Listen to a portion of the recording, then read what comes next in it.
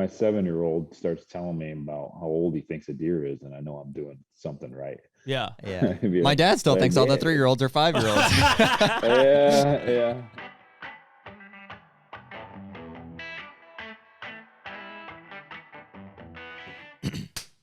And we're back. Good morning. HUNTR Podcast, episode 60, the big 60. Kind of struggle busing this morning. Yeah. Gotta get back into it.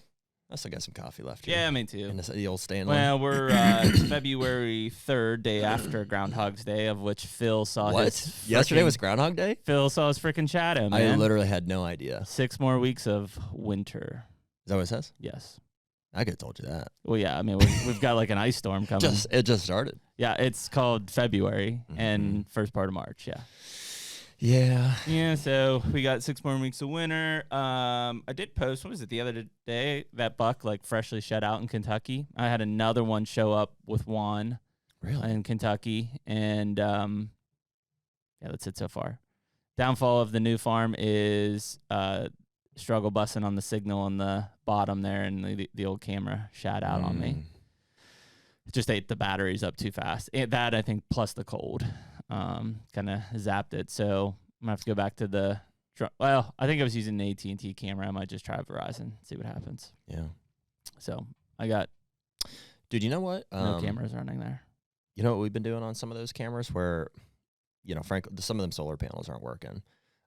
We switched out with like I don't know if it's a car battery, or like just a little 12 volt. 12 volt, yeah. Put it in a little like Lucky Buck bucket or something, something to plug it up in, keep it out of the weather, and those are the cameras I still have running in this cold. That makes sense. I'll try to get a couple of those. I think I might even have a couple of the old HME ones or something. But Dad called me yesterday, like out of the blue, and he's like, "Hey, I ran down to the co-op and picked up 1,000 pounds of corn." Attaboy. And I was like, "Yeah, nice. Attaboy. That's super helpful." Well, that's what I sent you that picture last night in Kentucky. I had at the most there were 7 bucks in one picture down in that bottom. That's pretty much every buck that's on that entire farm area, which is cool to see them all together. And that one had been dropped. There were 2 3-year-olds, I think, in there. Maybe one was a 4-year-old. It's hard to say, but those 2 will be probably prime deer number 1. And the Velvet Freak is still running around too. He wasn't in that group, but he was there the night before. I'll bet he's kind of a loner. Yeah, I've only seen him with another buck once or twice. So, so this will be the target bucks in Kentucky next year, and we'll see. I think we're almost a wrap. Probably this week, like in Ohio. I think it is the end of the season. Is Sunday. This coming Sunday. Yeah. So that corn that my dad picked up. I mean, obviously we're not. We're about done with. Have been done with the hunting. So my goal there is just I've got a couple spots where I've got some really nice 3-year-olds. In fact, some world-class 3-year-olds that I haven't seen in a couple weeks, but I'm hoping if I throw some corn out, if I can hold them long enough that they'll shed on that property. It's a cool history to have. And I have a good idea where that one buck dropped, so I'll cruise that. That's that 10 point. I'm not sure if he's a 2 or 3-year-old, but if he's a 2-year-old, he'll be a monster. If he's a 3-year-old, he'll still be big. So I'm down to get in the woods, man. It's like I know, kind of feels weird running a hunting podcast here, and I haven't been in the woods in a couple weeks at least. Yeah, I'm itching to get out. We've just been burning it at both ends. I know it's just that time. It's just that time of year, just trying to crank through stuff. But yeah, it'll be good. I'm excited to get in. But we're kind of at that time of the year that we start making that switch from thinking about strategies in the season and everything, and thinking about kind of the off season and shed hunting and management. And I do have something cool. I guess I'll go ahead and plant the seed now. Sure. There's a lot of things that need to fall in place, and like you and I have some work schedule stuff to see if this is even realistic. But my dad, when he called me yesterday about that corn pile, the original group of guys. So I've only ever been on one elk hunt when I was 16. Yeah. Yep. And it was with 2 guys from New York, Willie and Scott, a good friend of his, and my dad. And then there was 2 other guys we didn't know. They're going back this year. Cool. They're going back this year. And so it's my dad. This is Colorado, like Durango area.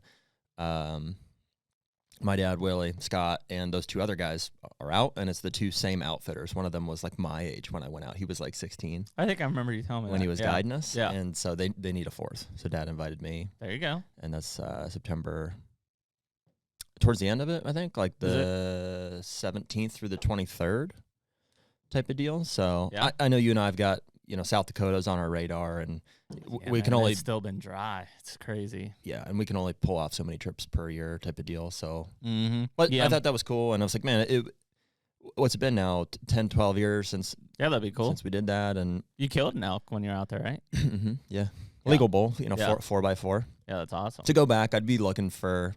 Granted, I've only ever killed 1 elk. I'd like to kill at least a nice 3-year-old bull if I could. Yeah, I mean, I don't even know in that part like what would be. You're talking like under 300, I assume, right? Yeah, I don't think it's like necessarily a trophy area. Like 250 to 275. Willie killed a nice bull while we're out there. I was 16. I didn't know anything, but I assume it was like a I don't know, 250 to 300 inch bull. Like it was a pretty nice bull. Yeah, I'm out of the loop on that. Yeah, me too. Yeah, it should be cool. I mean, that's what. Yeah, I'm trying to figure. Well, we got South Dakota. I'm gonna try to maybe kill a buck early in Kentucky. I've never really had a good chance to kill velvet bucks in Kentucky. If I set up beans and I plant some of those places, I think I could kill one. I could kill one early because they've been there. They were there in September pretty consistently last year. Cool. So see, try that, and then obviously the work in the new farm. That's where like all of a sudden it was like, okay, cool, we've got all this time, and I'm laying out all these plans, and we'll talk about this probably with our guest today too. But then it's like, I don't have as much time as I thought. Because it all happens again. It's just like hunting. It's like, all right, I have a little bit of work in Pennsylvania to do, but really it's Ohio and Kentucky this year, and it's like, oh, like I have to do all of that at the same time. Well, yeah, but not for work, but yeah, for hunt. Yeah, but I'm talking about like off-season work. Yeah. Planting, prepping, and it's like, oh, like I got to plant this and this all at the same time. I'm gonna find a farm between now and then too in Pennsylvania. I'm gonna kill a deer in Pennsylvania this year. There you go. Go buy a license. I did get, I don't know when he'll be on, but I did get confirmation that Brian Burham's, the executive director for Pennsylvania Game Commission, is going to be on the podcast probably here in the next several weeks. Awesome. So that'll be a really good one. That's top of the chain guy to really talk about what's going on in Pennsylvania and what they're seeing, maybe get to the bottom of some of the Sunday hunting success. Dude, not success. I've been just like kind of not stewing over, but like it's worth thinking about. Like we see some of these YouTube comments, from guys that are defending crossbow seasons and anything other than like literally what we do, and like and I realize that's kind of a polarizing conversation, and like I just hate the fact that there is that, even the disagreement, because, and I think the one thing that we all agree on, or it seems anyways, is that as long as it's legal, like do it. We're in favor of it. Yep. It's the regulations and the state agencies who are imposing those on us that are the only reason that we have any kind of disagreement. Sure. And so like you and I have. And we said this before, zero beef with anybody hunting and abiding by the law, whether they're hunting with a crossbow right on a property, right on that property line. If it's legal, we're in favor of it. And so if we have any issue, I think it's with some of these regulation. And I realize there's, it's not capable of patrolling everything either. Yeah. But I'd love for our conversation with Brian to kind of be in that arena. I think that's a good point. And people should know this by now, because I think we've said it, is like I say some of the things and you say some of the things that we do about whether it's public land or private land or crossbows or whatever, because I want a discussion to happen. I want people to talk. Like I want you to get, personal with it and gotta get angry. Yeah. Because if nobody's talking about it, there will be no understanding from somebody who is completely against, like a John Eberhard, very much against crossbows. Said it, doesn't care, doesn't want them. Went against, lobbied with the state to stop it. And listen, he's not against people that hunt with crossbows. He's against the fact that they made it legal to hunt with crossbows during the archery season. Agreed. So his beef, and if we have any beef, is not with anybody who's hunting differently than we hunt. It's based on a state regulation. It's based on the regulation. Well, and so what I'd like to get to the bottom of with Brian and with other states, and this is kind of, we've talked about this the last few podcasts, is what data did they use to support that decision? That's what I said, data. Yeah. What they use? Goonies quote. Goonies quote. Yeah, I gotcha. What they use to support the decision? Like, did they feel the need to increase this? Because I mean, I don't think anybody would argue that. And I know we've said about the specifics of arrow setups or bolt setups, but like, crossbows can make more people more successful at hunting, or at least, let's say, put more people into the archery season to have a chance at being successful at hunting. So if Pennsylvania, which they did, made it legal, just like Michigan, during the archery season, what did they see that indicated that there was a need to shoot more deer? Because that's why you would do it. Or did they see an opportunity for revenue? Did they see an opportunity for revenue? And that's fine. Or both, potentially. That's fine. So that's the discussions that we're trying to have. Yeah, I mean, I think ultimately what we're looking for is we understand that you can't micromanage from a state level down. There are some states that do a better job at it than others. The South does a really good job. Mississippi, Texas, those guys are very particular about how they manage on a local level. But yeah, it's just it's a hard thing to see the blanket coverage on. Do you know what I kind of picked up on after just listening to David's podcast from last week was like, I think we've always admired how Iowa prioritizes the deer herd. Yes. And bases a lot of their regulation on that. Even the fact that, as David told us, a hunter, if they have a blood trail, doesn't even have to ask permission. Mm-hmm. Granted, there may be other circumstances I don't see, but that would indicate that like they value the recovery of that animal so much that like they don't even require you to ask. They value that over permission to go on blood trail on somebody else's property. And out of, which is interesting. Yeah, courtesy, you probably should ask. Absolutely. But yeah, and there's other things, and we're going to talk about it. So today's guest is Eric Hansen, see him from Midwest Whitetail, Just Hunt Club, and Eric's in New York. And so we were just kind of talking about it, precursor to this, and we talked about it with David, is like, when I wasn't archery hunting as a kid, my experience with deer gun hunting was with deer drives. Like, that's just how I was raised. I don't ever remember just like sitting all day to kill. With a gun. Didn't happen. Really? Yeah, no, it just. Well, you're a little older than I am too. I wasn't raised like that. I was raised in an Orange Army, the Pennsylvania Orange Army, of which, like, again, and I said it with David, like by 7:30, like I was in deer drives with people, but that's just how my family hunted. And like, we had a deer camp, and like, that's just how we did it. So, I understand, and obviously I can't put myself in David's position in that he like personally was affected by somebody who was shot and killed. Yeah, I've been in some sketchy deer drives before. I've heard the bullets slinging, but I also don't think that I would ban it because, like, again, even as 37, like that was how I hunted growing up. I'm not saying that you have to, and this is where I know you and I disagree on this. Maybe. I mean, it's everything's situational, but like, I hate to even say it, but I've read some comments because I'm interested in what people have to say on these things. And like, so there are some guys that you're reading comments now. It's going to make me stop here pretty soon, but there have been some guys that are like, basically saying, well, you don't ban cars because somebody hit somebody with a car type of a deal. And I'm like, yeah, I'm not saying ban gun hunting or anything. But there are speeding limits, like, for a reason. Yeah, some of them way too low, in my opinion. But, like, so I would say, well, okay, maybe for safety, we restrict some of the ways that we use these weapons, or whether it's yardage or... So, like, I know in Pennsylvania, and Brian could tell you this, like, there's a certain number of people in the party for a drive. Wouldn't it be interesting if a state regulation limited the distance that you could shoot with a certain weapon? Be crazy. I'm not in favor of them imposing anything. They couldn't enforce it, but yeah, I mean, you can only have a certain number of people in a deer drive in Pennsylvania. I think in Iowa, and I don't know because I'm not there. I think it's like I see massive deer drives. Like I'm talking 20 plus guys. Now I don't know if that's still legal or not, but it used to be. So yeah, I mean, it's just different ways of life, and it's no different than the trad compound crossbow discussion. Yeah, which dude, and a lot of people have challenged us to take it to the next level. Well, dude, I'm not ready to be a straight trad hunter. I'm not either. But I give those guys way more credit than me. Like if somebody said, well, yeah, so-and-so is a better hunter than you. Yeah, probably. Yeah. No, I see their point. Like it's a greater challenge than killing something with a compound. But there's no doubt because you have to get closer. It requires more practice, I think. Yes. And I'd be willing to take that on at some point. I'm still enjoying compound bow hunting. So I started with a trad.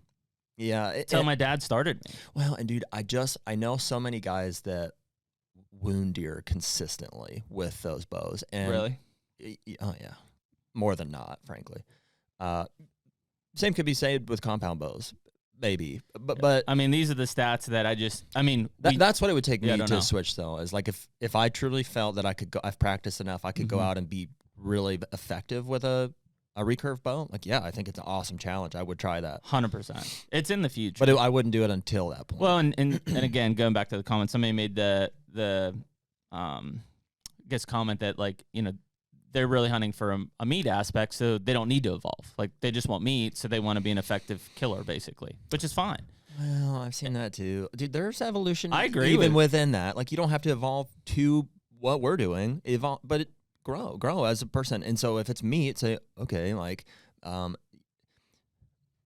you know, and granted, this is not necessarily my space because I'm hunting because I would like the challenge of a mature buck. But, like, if somebody is hunting for me, like, okay, find a way to, like, enjoy every aspect of that as much as possible. Like, what different parts of the animal can you use? Can you hunt in a different way that, like, preserves, you know, I know there's something to do with the adrenaline. Can you bleed them out a different way? Like, that whole thing is, there's space to grow there as well. It's I know that is a very sensitive area because the meat for sustainable and sustenance type hunting is, like, those guys hate guys like us, I think.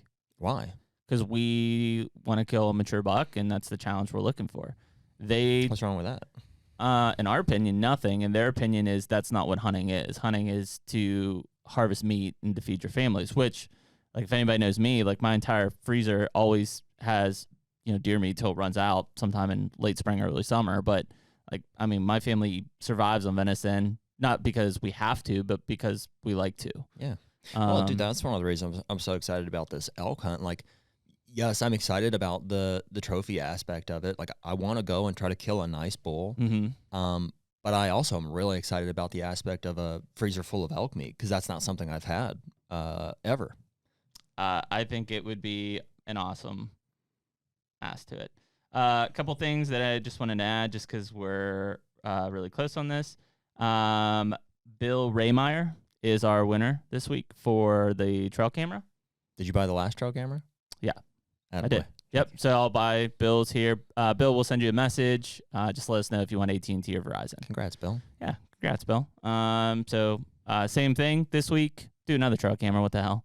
Okay. People seem to like them. It's about to be turkey season, and find a strutter, shoot one in the face. With that, let's bring in Mr. Eric Hansen to enhance our discussion here. Do you like that? Enhance. I see what you did there. Do you like that? Hey, Eric. Hey, what's up? Sorry about that, man. We got to rambling there. It went a little longer. Yeah, I was trying to figure out what you guys were talking about. Nothing interesting. I'm sure we'll rope you in on it. Well, so first of all, Eric, appreciate you joining us on the HUNTR Podcast. We kind of talked about this even like in the precursor before we opened the show, but we got a little bit deep in there on kind of the discussion of history, and I guess before we really dive into that, you know, I think what's really cool about your situation, being a New York guy, but also being, is it third or fourth generation now on your farm? Fourth generation on the Hansen farm. And so just, if you would, just give the listeners a little background on your farm and you personally as well. But I think that kind of might set the tone here for what we get into today. Yeah, sure. Appreciate the opportunity. I'm lucky enough to be part of a family farm. My grandfather started this particular location, but it actually goes back a generation before him. They immigrated from Denmark in 1919. And actually this picture is this painting behind me on our wall is actually the original farmstead that he came to in 1919. That's freaking awesome. So, yeah. So anyways, as time goes on, luckily my grandfather is 90. He's still alive and comes in and tells me what I'm doing wrong every day. So I'm lucky to have that. And my dad's still very active as well. And we've got a great group of employees. So we currently we we farm about 3,000 acres, corn, soybeans, and wheat, which is kind of like the, call it the deer food. But then we also grow cabbage, and the cabbage is all hand planted, hand harvested, all of it. And it's pretty, people come and see it and how it goes on, and it's pretty wild. It's hard to fathom that, number one, there's that much cabbage used, and that's just our farm. And then number two, it's all hand harvested, one head at a time. So yeah. What is the primary utility for cabbage? I mean, I know you can just buy heads sauerkraut. Kraut? Is that? Yeah. Is Pittsburgh, Pennsylvania your primary consumer then? Yeah. Well, sauerkraut that's a pretty small part for us, but I mean, you got to think like coleslaw. Oh yeah, there you go. You got to think like those bag salads, like it gets put in with all the lettuce. Yeah. The one that people overlook is egg roll mix. I love egg rolls. Yeah. Well, yeah. It's those all you can eat China buffets. I know, Jared, that's probably right up your alley. There's one of those where we hunt in Kansas. That's pretty special. Well, yeah. I don't know if they're using your cabbage or not. But it's the American Chinese buffet, so it's kind of a split down the middle there. Right. As long as they're using it, that's what I say. If you go to the buffet, just take the cabbage. I don't care if you eat it. That's interesting. Yeah, it's in a lot of stuff. Yeah, dude. What did you say it's in? The coleslaw. Dude, coleslaw. Yeah, coleslaw. Coleslaw is one of those things that's like, I've had some really good coleslaw and I've had some really bad coleslaw. Well, it's Miracle Whip mayonnaise, depending on which way you go. It's just straight room temp mayonnaise, Cool Whip. Yeah, I don't know about that. Yeah, sauerkraut's I would say Pittsburgh's probably a major consumer of sauerkraut in the country. Just seems like our wheelhouse. Yeah. Yeah, probably the most healthy way you can eat cabbage is sauerkraut. Interesting. Yeah. How many heads of cabbage would you average per season then? Or I guess how many acres? In the millions. We grow about 700 acres of cabbage. Holy cow, man. That's crazy. Yeah. I would have to assume, because it's just maybe I'm out of place. Did the deer destroy that? They can when it's high density areas, but as a rule, they don't. They don't really bother it too much. It's more of like the woodchucks and stuff like that. They tend to be hard on it. But there's enough things for deer around, with the all the other good stuff, that they don't seem to bother it so bad. Luckily, I kind of wondered if it would, it isn't, but like fall into like the Brassica family type of thing of where they would really. I don't know. Technically, it is. Yeah, it is. It is. Is a brassica? Sure. Yeah. Very cool. So, do you guys plant like, I guess, food plots in addition to any of that stuff, or do you just plant them in a way that you can leave some of that? I assume because you guys do quite a bit of hunting on this, all 3,000 acres of it. Is that right? Yeah. So when I say I got 3,000 acres, you got to remember a lot of 90% of that's field, right? So we have small pockets of cover. And I was telling you guys earlier, like I'm lucky enough to have some ground in the southern tier of New York, which is strictly recreational, different ground, more hilly. And then our home farm here is, flat ground, really rich, good soils. But to answer your question, we do plant food plots, yes. But our ground is made up of like a checkerboard. So I may have 10 acres of cover right here, and then there's going to be a mile gap, and I have maybe 20 acres of cover. Wow. So that, there's ground in between where we lose some of them for sure, especially this year. But that's how we do it. And we do plant food plots. And, one of the things I love doing, and I get that I'm, having the farm I could do this, is to leave some of the big ag fields, leave a corner here, leave a corner there. Can't let my grandfather see it. Right. And he tells me how the rent's got to go up and all this, but it's we can pull the blinds in there in the field and stuff like that. It makes for some really neat hunting. What allows us to do is keep the pressure on those small pockets of cover at very, very minimal. So you have a blind on a cart, which we love doing. You can put it on the food, a small section you leave. Getting a ride in and out with a tractor sometimes is feasible for us. So you just keep that pressure at a minimum. They never know that, they don't associate that blind with danger because you're not stepping out of it at dark and all the deer go running. So things like that we've been able to take advantage of having this farm. Yeah. And you can do it if you don't have a farm too. You just, I guess it's easier for me. I think one thing that's interesting is, as we continue these podcasts and we continue to dive deep into, all the different situations that exist, yours is a classic case of you've got plenty of food, you're limited on cover, right? And Jared, we talk about that even on your home farm in Ohio, whereas like my farm is, I've got like timber amongst timber and like very few openings to make any planted food sources. I mean, are you? That's what I was going to ask. When you say pockets of cover, I mean, what does that look like? Are those like thickets and they're holding a bunch of deer, or is it just pockets of timber?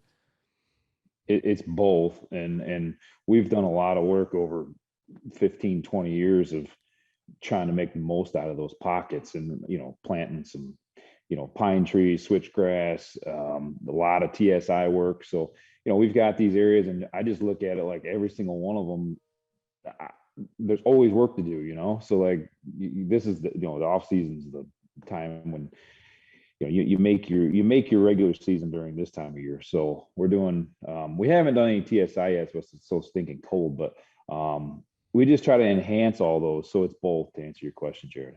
There you go. Yeah, because I mean, I almost picture it, and it's a little different than when we were in Southern Illinois, but it was like literally a block of timber. Could be 10 acres, could be 50 acres, and then it's like literally a mile of linear open field before you get to the next pocket. We're back. Testes. Yeah, testes. 1, 2. Okay, so we're talking about that area, I guess, Eric, in terms of how it's structured and kind of, you said that you're going in and you're doing a lot of TSI work, you're putting in cover, but I mean, it sounds like cover is the limiting factor, right, of that area. Yeah, and like I was saying, it's cool because I've got the other side of it too, down in Steuben County, which is about 30 miles from me. I got the opposite end of it. Kind of cover is not hard to come by. It's more of the the food is the limiting factor. So over the last couple of years, especially this year, I've really like Jeremy, I think you were saying you had the ground with lots of cover, not much food, right? Yeah. So like we made a conscious effort to like double the amount of food on that southern tier ground this year. Yeah. And it's made like leaps and bounds difference. Like we've like Sturgis talks about becoming the herd influencer. Like I really feel like we've done that. And it was just a matter of tonnage. Like, we just had to put fields in, and here's a sacrifice we made. We have some fields down there that we rent to a farm.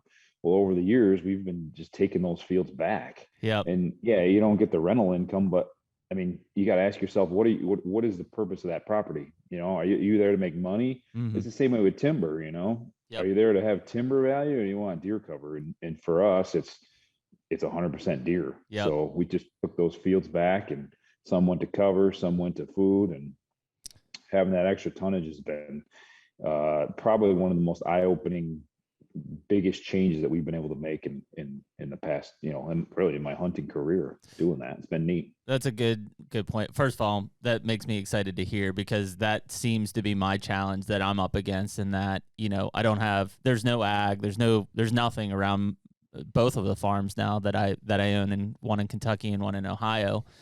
And so if I can get in and I can add tillable acres and food into it, like it just, common sense makes it seem like that's going to change the game completely for me.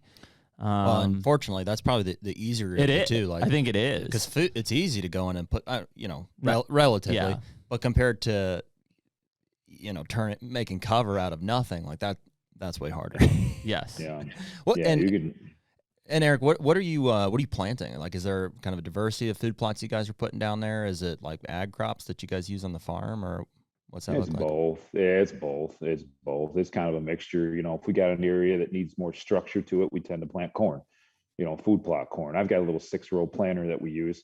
I can't get our farm planter is 16-row, and I can't get that into a lot of these places. But and we still do the old hand crank method too. I mean, that works with corn. But we do down in the southern tier, because we don't have a planter down there. So we do we got a disc and stuff like that. So I got both, to answer your question. When I can fit the big ag stuff in, I do it, but I'm not driving that stuff 30 miles to for deer plots either. So dude, corn seems to be like one of those most valuable deer foods if you can have it, but it's also one of, I'm sure, the least planted, because people don't know how to do it. I've never planted a corn plot. Yeah, I mean, that's what I guess I was going to ask Eric is like when you're when you talk about being that herd influencer down there, especially because there was limiting food to begin with, you know, are you thinking of, well, I need to plant beans because I want to have them there for the summer, or I want to plant beans because I want to have them there for the late season? Like, what is your strategy from a food standpoint versus, I guess, you know, a hunting standpoint? Because there is two distinct differences there. I don't worry much about the summer. Really? I mean, a little's all right, but there is some farming down there. It's not like there's none. So there's a little of that, but it's fall focused and really December even down there. Wow. It's just, that's when you really get the numbers to come in. Yeah. Interesting. Yeah. And that's where, you know, and maybe it's a little different, but when I look at some of my places, like there truly is like zero ag. There's no ag within miles of me. And so it's that hurdle of like, obviously I'm worried about the deer being there from October 1 to January 31. But do I want to try to get them there earlier than that, or should I only pay attention to that? And that, I think it just becomes trial and error in a lot of cases. And some of the plantings, corn, beans, especially, you know, can give you that benefit, both ways.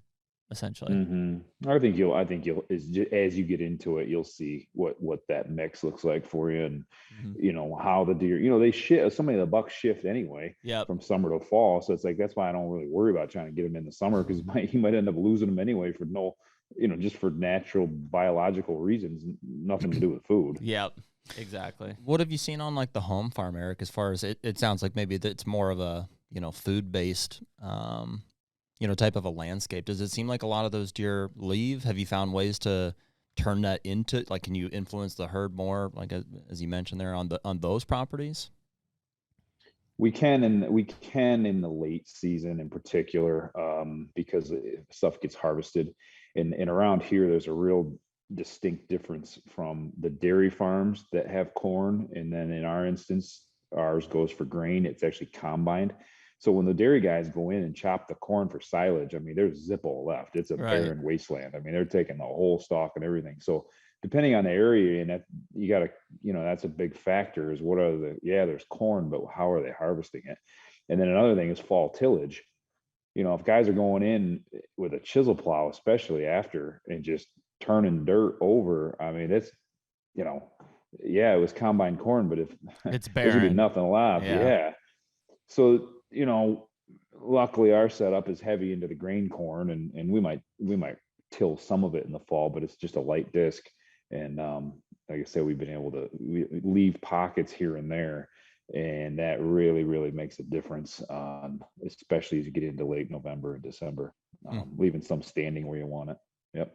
And guys that don't have a farm, I tell people this, you know, it's like, all right, so you don't have a farm, and they'll tell me, you know, you're lucky you can do all this stuff. Well, yeah, but have you ever gone to the local farmer and say, hey, I'll pay you however many dollars to leave 2 acres right here? You know, I mean, you can do it. I mean, I'm not saying everybody's going to be open to it, but they might. If you don't ask, you don't know. Well, and I mean, I think it comes back to that, you know, people are quick to complain about things, but it's like, well, did you try, or did you do this, or have you worked hard to try to do this? And it's, you know, most of the time it's no, because there's creative ways to do it, and you're going to get shut down. You know, everybody has at some point in time in their life who's tried to knock on a door or whatever, like you get shut down, like it's part of life. But, you know, like even when we're in Kansas on one of our leases, like, you know, we don't even talk to the farmer. We just talk to the landowner. We're like, hey, you know, if he'll leave this strip of beans or corn or whatever, like I'll pay him, you know, what's it worth, bushels per acre. And that's not the most effective either. Some of these farmers have a tough time. Like, you know, obviously you are a farmer who hunts too, but I've had several times where either we've asked through a landowner or I've asked a farmer directly, like, hey, can you do this? And there's a little bit of like, clearly of strategy. It's like, hey, leave this so I can do this. And then like they do the opposite and they're like, hey, did what you asked. I'm like, okay, thanks. Yeah, 100%. I get that 100%. Yeah, like I'll literally go out there and do it myself sometimes just to get it right. Because like you say, I mean, you might want a corner here or a little extra here. And it makes a huge difference. All those, you know how it is. It's little details that make the difference. It's huge, man. Yeah. One thing you guys were talking about with tonnage, and maybe Jeremy, when you get into yours, but you can literally think of tonnage and when you're comparing corn and beans, right? So that obviously corn's more expensive and you got to have nitrogen, and nitrogen prices are through the roof. Yep. Than beans, right? But the thing that sometimes gets lost is your literal tonnage on corn. Just say conservatively, it's 150 bushel an acre, right? Test weight, 56 pounds per bushel. Do the math, right? Yeah. Or beans, when just say maybe you get 50 bushels per acre, test weight 60. See the difference? Yeah. I mean, like if you want the most literal tons per acre, corn is going to be it. That doesn't get into the protein and all that stuff either. I'm just, that density and that per acre tonnage yield, if you're trying to feed a lot of deer, sometimes that gets lost in the equation. I think that's a really good point because, one thing that I kind of, as a biologist in my mind, right, I'm thinking always like, well, I want to have protein here. I always catch myself going back to the nutrition aspect, and that for sure is important. Don't get me wrong. But from an attractability and from if the food's not there, it's not going to feed them type of mindset, like it's not always the right decision on that side. And again, I think it also probably caters to your hunting. We've had this discussion so many times this year where it's like, well, if I'm a bow hunter and I'm really concerned about, let's say, October, November more than I am the late season, should I plant corn or should I plant something else? Should I plant brassicas or rye or whatever? And so here, I'll throw out some stupid questions because some other people are probably wondering just like I am, and Eric's the guy to ask. As far as like actual tonnage, Eric, like what is that literally based on? So when you say tonnage of soybeans versus tonnage of corn, is it once everything's been harvested, it's literally the end product? Like I've got a handful of corn, I got a handful of beans. There's a weight difference. Is it a mass volume difference? Like what does that look like? Both, yeah. So like a bushel of corn generally weighs 56 pounds. And that's like literally corn. A bushel would be like a big bag of corn that weighs 56 pounds. Right. Okay. Right. A bushel, yeah. And then soybeans are 60. So what I'm saying, and then obviously you got the yield, and corn is going to yield more bushels per acre than soybeans. Okay. In that case, you said almost 3 times, in the case of a 50 versus 150. Yeah. Just using correct. So that's what I'm saying. Like that density, pure density, tonnage of food per acre, it's corn, but that is going to cost you more money. Sure. But I'm just saying, if you break it down, and you got 1 acre to feed deer. Yep. If tonnage is really what you're after, then if you're comparing corn and beans, it's going to be. What about like success rates? Like, is corn easier to grow than beans, or vice versa? Because that tonnage is great, but I assume it's with optimum success. Yeah. I don't know if I'd say one's easier than the other. There's just a huge difference on fertility and what you need to grow corn. I mean, soybeans just are heavy potash users.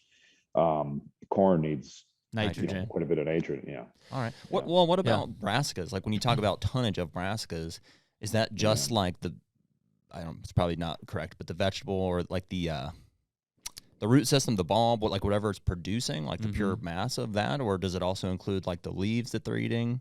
Well, and when you refer to your bushels, I guess kind of prior question to yours is that's a dry weight, right? Yeah.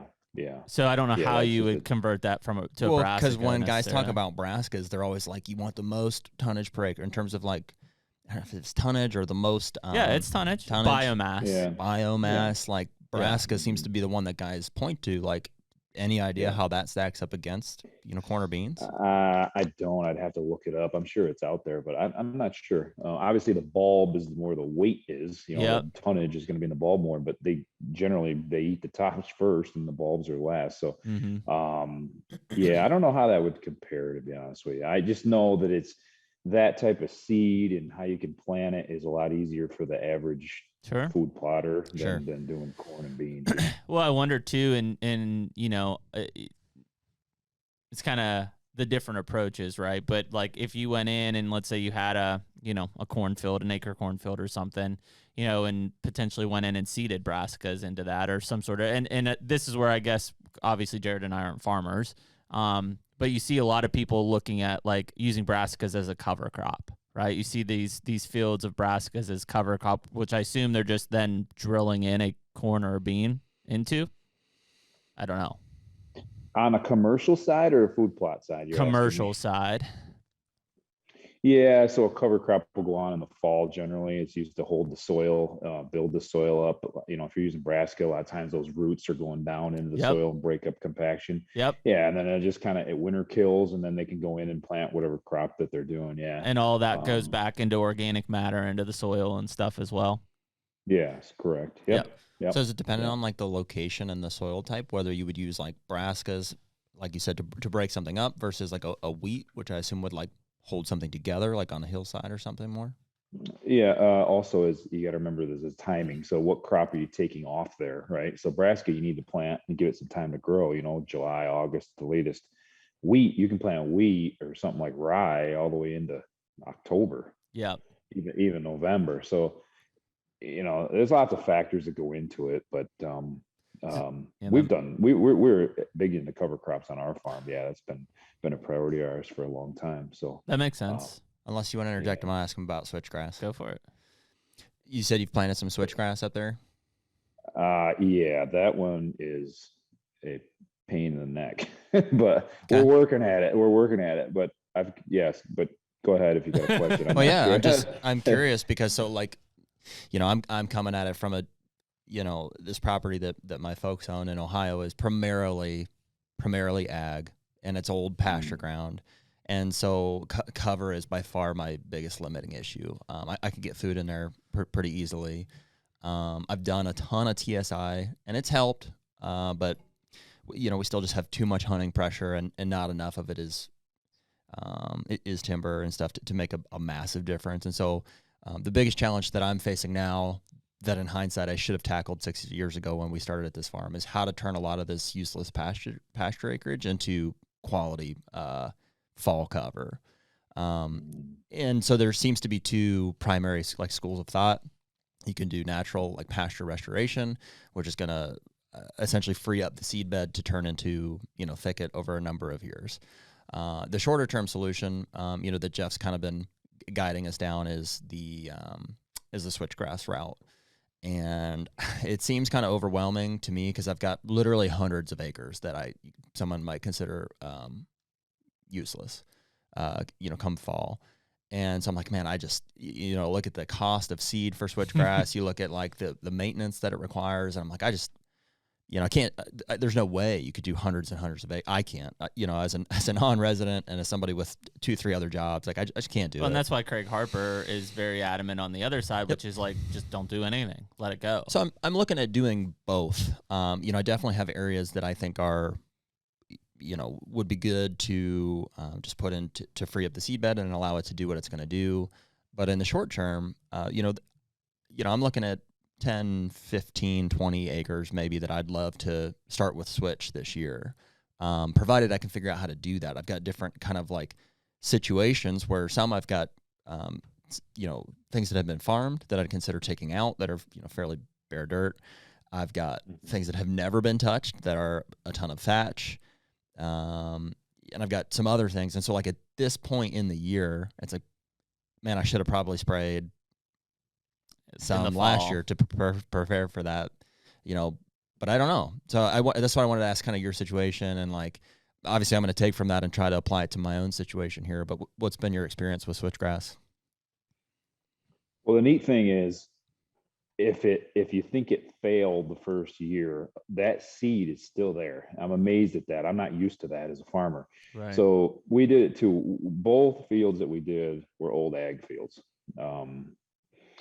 I think one of them we frost seeded in snow, and one of them we frost seeded with no snow, so just a little bit later in the year. When they started, I thought the one that we seeded. Real quick, just before I get ahead of it, had you sprayed either of those in the fall previous? No. So one was corn, and the farmer just took it off, and it was just laid there. The other one, it was also a field. I don't remember what it was, but no spray to answer your question to start with. Frost seeded it.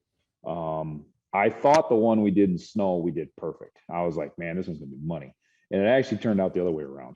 So the one we did in the corn stubble came better, even though it was later, came more even, etc. The reason the other one struggled was because there is a grass seed / weed that's in that soil in that field, and it comes up, and we thought it was switchgrass, and we're like, oh my god, it's perfect, it's lush. And then as the time went on, the switchgrass came in these weird pockets, and you could see the difference, and all that grass just overtook the field. Yeah. So again, you're not lost. If that's the case, you're not lost. So what we did this past winter, or spring, I should say, is go in there. All that thatch was just laying down. You can see the switchgrass.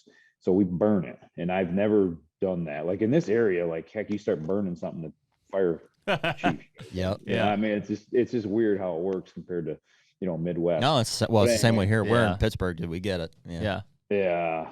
I was worried about it, but this is pretty rural, real rural actually. So we burn it. We did the right things. We had guys in there burn it, and then we went in with a pre-emergent. Yeah. It's this goopy yellow stuff. I don't remember the name of it, but it holds back everything except the switchgrass.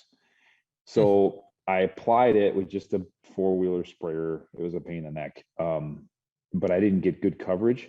But this year, you could see wherever we sprayed that, the switchgrass was there and the other stuff was gone. It was pretty remarkable. Interesting. So we're just going to repeat it this year, burn it again, and then I'm going to probably pay the farmer down there to use his big sprayer, get a better, better coverage. Application. Yeah. Well, see, and that's what's making me almost question like where I'm at in the process of these things, because I wonder if like immediately after or right after you guys had harvested that corn the year before, if you had gone and either sprayed that with, I don't know all the chemicals, but whether it was just straight glyphosate, if that stuff was existing, or if it was this yellow stuff, if that would have prevented it and got you a year ahead, essentially. Yeah, so the corn ground is the one that came up good. We did no burning, no spraying on that. But you got to remember, if you had a corn crop in there, there's really good weed control. I was going to say, it suppressed everything else. Yeah. They pretty much had it. There wasn't any weeds in there. So that one came really good. I was actually worried about all the stalks and the thatch and stuff, getting it down through that, but it worked great. Am I wrong, Eric? Is it common farming practice to spray fields after you've harvested the crop in preparation for the following year? No, generally not. You think of when corn's harvested, nothing's really growing. So how about like soybeans? No, soybeans, if they come off early enough, you can put a cover crop in, but it would just be like in our case, just a light tillage and till in the wheat. Mm-hmm. Okay. Like that. Yeah. Or if you, well, that's a little bit complicated, but for us, if we're going to go with cabbage, I wouldn't put the cover crop in, probably. Right. But that's a little bit unique situation. Yeah. Okay. I was just curious. Mm-hmm. So where you at now with it? With switchgrass? Yeah, with those two fields, like, are they? Yeah, the one I'm probably going to try to mow the good one, just because I can't burn it. I got too much stuff. I got pine trees on the edges of it, and I don't want to ruin those. So then the other one, I think I told you there, we're gonna just burn that one again and then get hit with a pre-emerge. It's a lot of work. A lot of maintenance, yeah. Well, and it is. How big are they? There's probably a total between the two spots of maybe 12 to 15 acres. Wow. I mean, that's pretty big. You're talking 20, 30 acres. That's a lot of switch. No doubt. Well, and that's where, like, I kind of look at it, and we've all seen it. I mean, whether you're in New York, Pennsylvania, you're in the Midwest, like, you see these thick 5-10 acre, like, just patches, like, what looks like somebody just abandoned a farm field and it just grew in. And I know that that's not an overnight and over years success type thing, but ultimately, I mean, that's the structure that you're looking for from a natural, like, let it happen. I do think that there's a fine combination between planting switchgrass and establishing something quicker, right? And then also call it the natural succession part of it, which is just let it go, especially when you start talking large scale, because when you get to Eric, even what you're planting large scale, I mean, from a maintenance side, from a cost side, especially, fortunately you have equipment, you do too, but maybe not as much equipment he has. Like, all of those things they're huge impacts versus, most people are using switchgrass. Like what I'm going to do this year is I'm going to literally disc like 6 to 10 feet wide and, do a break between where I'm walking in and the fields and stuff, and at that point, like I'm not looking for great success. It's just create a wall and let me sneak through. Yeah. So I think that's where, when a Craig Harper is very adamant around the natural succession, it's because he knows what's going to be involved, not only in the first 3 years, but for the long term on switchgrass, especially when you're talking 25, 30, 50 acres of it. Well, and so you're 2 years in now, and is like neither of those fields are essentially getting used for bedding or anything, right? They are. They are. Not to where I anticipated to be, but yeah, they are. Mm-hmm. But that one field that I told you about that didn't come good. I mean, I'm talking like I've got probably 25% stand in there. Wow. But it can still happen. Yeah, the seed's still active in the soil. It's crazy. Yeah. Interesting. Yeah. Well, and what's weird is at this point, you're almost at like that natural regeneration succession point because it's in there, right? Know, you just have to clear out all the competition so that it can go. And I feel like that's what you're going to experience in your old pasture ground where you've got this just tough as nails fescue.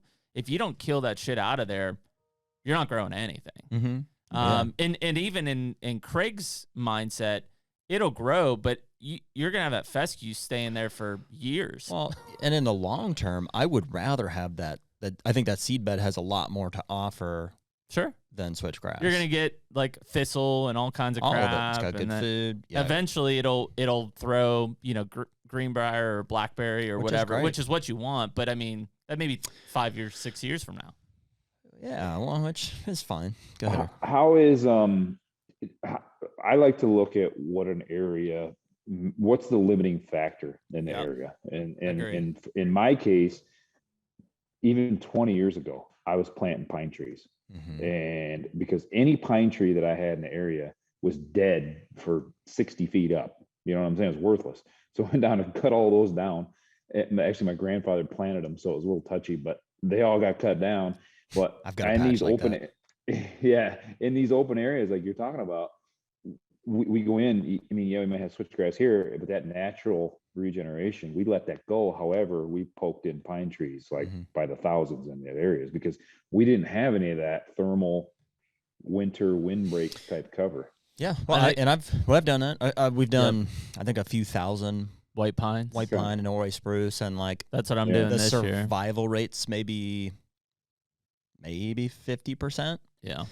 Really? And they're just taking forever. I mean, I've planted 2 or 3 of them, or 2, 3, I don't know, 3, 4, or 5 years ago, and like, we're not getting any use out of them. So yet, I guess Eric, are you planting yours like in straight row Christmas tree like sections? That's the easiest way. Yeah, if you use like a ride behind deal and you drop them in, or are you kind of sporadic plant through the woods type of thing?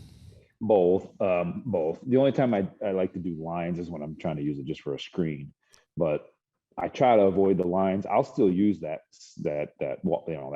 trail behind the guy sitting on it, but just kind of wave it around, mix it up a little bit. Yeah, because that's the way to do them if you get a lot. But I've also just recruited. I'm on the farm. I just get some guys and we go out and go shovel too. We've done a lot of that. So well, I mean, that's one of the things that I'm looking at on all my places, but I'm going to start just kind of as a test run behind my place in Pennsylvania. It really, because the food is the ultimate focus on the other 2 properties, is that I'm going to go in and like every year go and do some TSI work, right? Drop some trees. And then I'm going to come back in April. I ordered from the Pennsylvania Game Commission. I've got white spruce, Norways, and white cedars coming. And then I'm going to go back into those areas that I TSI'd and basically be a squirrel climbing over trees and using a dibble bar and just placing them in between where they've got, But I mean, that's what Sturgis has always said is like, listen, if you want to try to increase the success of these, obviously make sure you've got good sunlight. But if you can wedge these in between areas that you've done some TSI work, number one, it'll protect them from just getting like mauled over by deer, because in harsh conditions, they will eat that stuff. They don't want to, but they will, or they'll rub the hell out of it. Dude, them white pines, they like rubbing them, especially in an area where I don't have a ton of pine trees. They're rubbing every white pine they can. And then number two is eventually when that thing establishes itself in between some down trees and stuff, you've created some amazing horizontal structure for a bedding location. So yeah, I mean, but they, I think I ordered 500 or something. Like, they'll go fast, because you got to assume that, you're probably going to lose, I don't know, half. Who knows? Just depends on what stage they are, I guess. It's one of the few things that you can plant in acidic soils. Exactly. And they do better than good soils. The pine, it's the weirdest thing. We plant them down in our southern tier where it's, pH is low, and they grow way faster than they do around this good farm ground. I know, man. It's a weird thing, like on slopes and rocky areas where it's well drained. Like this is kind of the thing. The one thing that I've noticed here, and in at least Pennsylvania, I'd always you gravitate towards that thermal cover, especially this time of year, right? Just because it's the natural, like, snow's keeping it off. I've seen, not the like super low hanging branch ones, but I've seen deer use those very heavily in the summertime because of the shade and the coolness underneath those. In fact, in a natural setting, if you're ever along a creek where there's hemlocks and stuff in the spring and summer, if you're fishing or whatever, like, you'll constantly jump deer in those areas because it's nice and cool under there, and they're not, it's not hanging down so low that velvet's going to be cracking off limbs and stuff. So I think that people underestimate, and we've talked about this, the value of these cedar thickets or these pine thickets and stuff as just a very much core bedding area year round. Now, again, we don't necessarily care as much about the deer being there in the summertime, but being able to start to set up that structure, especially as it goes into fall and winter, I think they just feel secure in these areas. Yeah. Like I said, if that's your limiting factor, it sounds like, Jared, maybe that is in your place. And so what's pines, like you said, you don't have hardly any. And I mean, I don't know what you got for winter cover, but on my farm, I don't. And so here's what I'm thinking as you guys are saying this is, like, I've got a neighbor on one of our farms that's got literally 600 acres of pines. It's a pine. It's a Christmas tree farm. It's a Christmas tree farm. And the Amish own it, and they just murder them out of there. And so I'm kind of like, well, yeah, I could start planting pines, but like, it seems like I'm almost competing like with that farm. I think the other thing is you don't have, and it's weird to say because you've got 1,000. You don't have the space for the pines, because you need to. I think those need to be intermixed within, like, whether it's switchgrass or it's going to be natural succession or whatever. Like, if you took 50 acres and you just let it go, and you went in year 2 and you dibble barred 500 pines into that as well, I think that's the type of cover that you would benefit from. Any cover, but like, literally cover is my limiting factor. It is creating that foundation to then put those in, because I think what happened is you guys planted those pines and they're just wide open and the deer just rip them apart. And really, it's not going to compete against that neighbor who has X hundred of acres of it. Right. So if you took that base structure of natural regeneration, forbs, blackberries, and things starting to come up, and then you went in and dibble barred, 500 white spruce or white cedar or something like that to add that thermal into that. Now you've created 50 acres of like way better cover, because there's also food in there, and that pine tree farm doesn't have that. Sure. Yeah. That's what I would do long term. I mean, we talk about it all the time. It's a lot of freaking work. Well, and like I said, it's kind of overwhelming if I try to look at it as a several 100-acre project. It's like, where do you even start? It's like, it's not possible.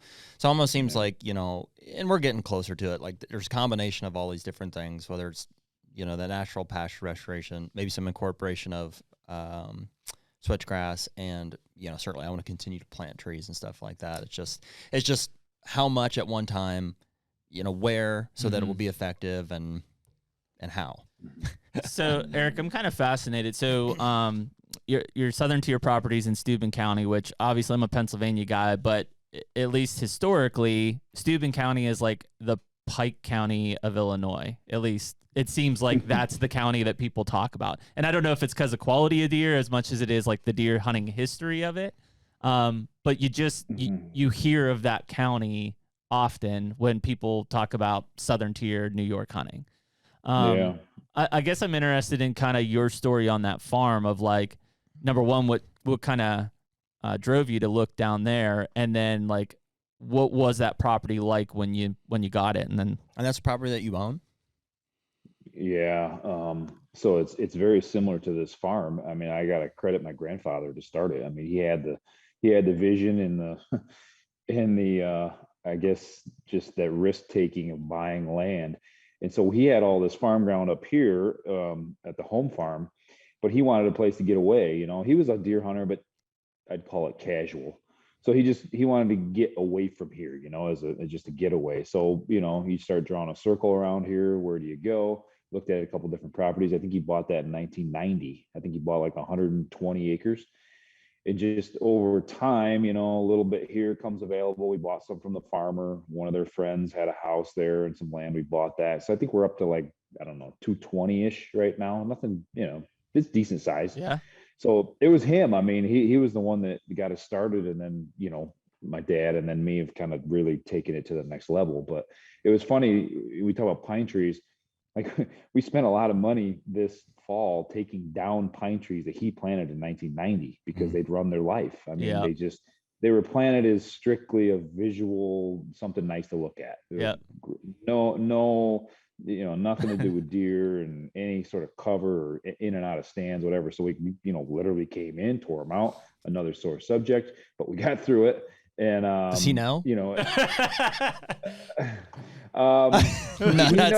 he knows now. He knew. He gave me permission. It was more of my grandmother didn't like it so much, but anyways, you know, there's no connection. Listen, Graham, it's a 30-year-old pine tree. Nobody wants. I've got exactly the same. I've got some pine trees, Eric, that my grandfather planted that my mom won't let us cut. It's like a little 10-acre section. It's like they're useless. They're gonna fall and hurt, you know, break something. Yeah. Right. But no, and it's not like we're planting. I told her we're planting thousands more than they planted. So it's not like we're just getting rid of them. But anyway, so that connection, you know, I'm lucky to have a dual use for ground. You know, like you guys are buying stuff and it's strictly recreational. You know, we buy ground. You know, our farming is there, so like I'm making a living on it, and plus the recreational value.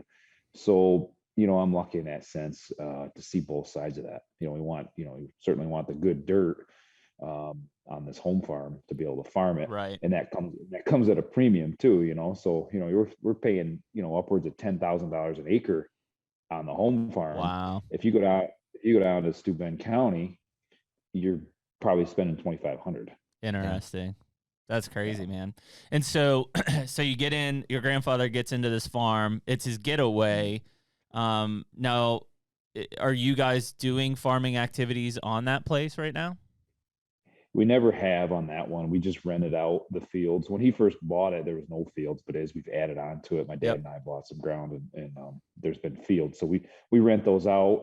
There used to be probably 4 or 5 fields, but now it's down to literally we rent out, I think 2 or 3 of them because we've been taking those back. These projects. Yeah. Interesting. And so again, and maybe clarify for me too, is that county like a big buck county or is it like just rich deer hunting tradition county? More of the latter, I'd say. Yeah. I think it gets its reputation because the buck kill per square mile is high. There you go. But as you guys know, that's not always what you want to look for. So, my experience down there has been genetically, it's nowhere near what it is consistently with the home farm. Interesting. Do you have more deer down there? You know, it used to be that way, but it's shifted kind of back the other over the last 10 years. It's really shifted. We haven't had to kill many does down there. I think we're getting to the point now where we need to, again, because some of it has to do with its food. Yeah. We're drawing more in, but you know, around here, the consistency at the home farm with the dirt and stuff is genetically good. However, I will say, with this checkerboard approach at the home farm, you're way more susceptible to losing these deer as they get older to neighbors. That's what I was going to ask next. Yeah. Yeah. You take that down to the southern tier, more cover. For some reason, they just seem to they seem to get away easier, I guess. And as we've made our property better, more centrally located, it's even, I don't want to say easier to keep them alive, but it definitely makes a difference. Yeah. Well, that's what I was going to ask next, I guess, based on like two very different landscape structures of the two farms. Are either of them either easier, or do you have problems getting bucks to maturity? In terms of numbers, the home farm's always been better. However, with our shift on that Steuben County place, we're starting to bring in more deer, and now we've got, I can think of 3 right now just on 220 acres that are going to be slammers next year. One of which I should have killed this year, but that's another story. But yeah, just the fact that we lost like 4 big deer. I say lost. I mean, people ethically harvested them. It's fine, whatever, on this home farm this year. It was a real killer this year. And the more you look at it, you learn something every year, right? Yeah. And this year was just one of them years where we just got it, like every week, oh, he got killed. And then, the rifle season starts and it gets worse. So like that kind of hit home, and so you're trying to think, what can you do on this checkerboard approach to minimize that? But there's a limit, it's luck. Some of these deer got to get lucky. That's all it is. I mean, you got opening day with 100 numbers, just crazy. It's luck. I got to get lucky. And I think that's a big difference, like compared to your property. Like I feel like his home farm and your property very much set up the same in terms of like covers a limiting factor, right? But because you're making a business out of it, you can't just be like, well, let me take this 100 acres out of ag production and make it bedding, basically. Well, and yeah, maybe the biggest difference is like, how do you guys approach hunting that home? Well, I guess both of them, but the home farm, like what kind of pressure does it see? Like, is it just, are you the only one hunting it? Like, do you bring people in? Is it just you and your dad? That's a good question. Yeah. No, my dad hunts very little, but bow season, it's pretty much Ethan. You'll see Ethan on the videos. 6'5", hard to hide in a tree, Ethan. But him and I are we live it, and it's awesome to have somebody that's into it as much as me, and he's there to help. But him and I really are the only ones that bow hunt it consistently and gun hunt it. Okay. And is Ethan just a friend of yours, or is he a member of the Just Hunt Club? And feel free to talk about that too. We're curious. Yeah, Ethan is a friend. He was him and I. Well, we started with Midwest Whitetail. If you want to go way back, that's how we met. And with Bill, and he had that East show. So we always. I mean, when I look back on it, probably the number one reason we started to film was because we were killing these big deer, and people were like saying that's, we're cheating, or it's a bunch of crap, or you're not, so we're like, all right, fine. We'll film this stuff. And that's really that's how it kind of started. Let's film it. And then we saw Midwest Whitetail was tape applications, and, one thing leads to another. Obviously we're in a different spot now, but we've been able to, this northeast segment, I think, has been underutilized maybe over the years. I think that's changing a little bit now. You're just saying of the country, not of like the Midwest Whitetail stuff. Just, if you go back over the years, I think, obviously the Midwest gets the reputation, rightfully so, but it's hard there's a lot of hunters in the Northeast. That's it, man. It's hard to relate to that Midwest style. 100% agree. Deer. Well, the reality is it's just a lot easier to kill giant deer in the Midwest consistently. It is. Yeah, I mean, when you look at Pennsylvania and New York, and then even you go up into New England and stuff. I mean, number one is the density of hunters. Number two is parcel sizes, which you have a little bit different at the home farm. But then you look at Steuben County, and being 220 is probably a fairly decent parcel size in that county. And so you put all these things together, and it's like, it's tough to kill a mature deer in the Northeast, and that's, if you're doing that and you're doing that consistently, like, you could go out west and kill a booner if you have the time. Well, and dude, it's a combination of all those things. Like, Eric, you're obviously in an awesome situation in that, like, I think you are a good hunter. You have access to a lot of ground where there are good deer, and I mean, that's how they get killed. Good hunters hunt where big deer are, and they'll die. I was going to ask about like your hunting schedule a little bit, because we kind of talked about a lot of those things catering into the November, December time period. Is that simply because September, October still are like very farm practice based? Like, basically, do you get to hunt October, or are you busy? I hunt October as much as I can. It is tough. It's hard. That's why a lot of farmers aren't hunters, right? Right. I mean, it's a tough profession to be in. But to tie that in even to, traveling to hunt, right? So me being a farmer and so busy in the fall, I've just decided that I'm going to invest all my resources in the ground that's right in front of me. That's the third thing I was going to say, and I slipped my mind. It's the fact that you live there. Yeah. Dude. Yeah. The fact that you get to observe these deer. Yeah. And, I think about it a lot. Like Ethan, he's got family in Iowa. He's been and tells me about, I call it Jurassic Park. I mean, that's, it's sure. I mean, that's attractive. It sounds good, but like, I number one, I can't get away yet that time of year, but it means more to me to kill a 130-inch 5-year-old here. With all that work you put into it, I would have a hard time leaving, because I know the amount of work we put into this farm, and like to think that I'm going to leave it for a week in October, November. I just feel like I'm missing out. No doubt. Yeah. I mean, honestly, man, Jared and I kind of made that run this year. We said, well, you know what, let's get a bunch of tags and let's get some leases and let's hunt all these different states. And number one, you can't do it, right? It's just literally like this year, you killed yours on what, November 3rd?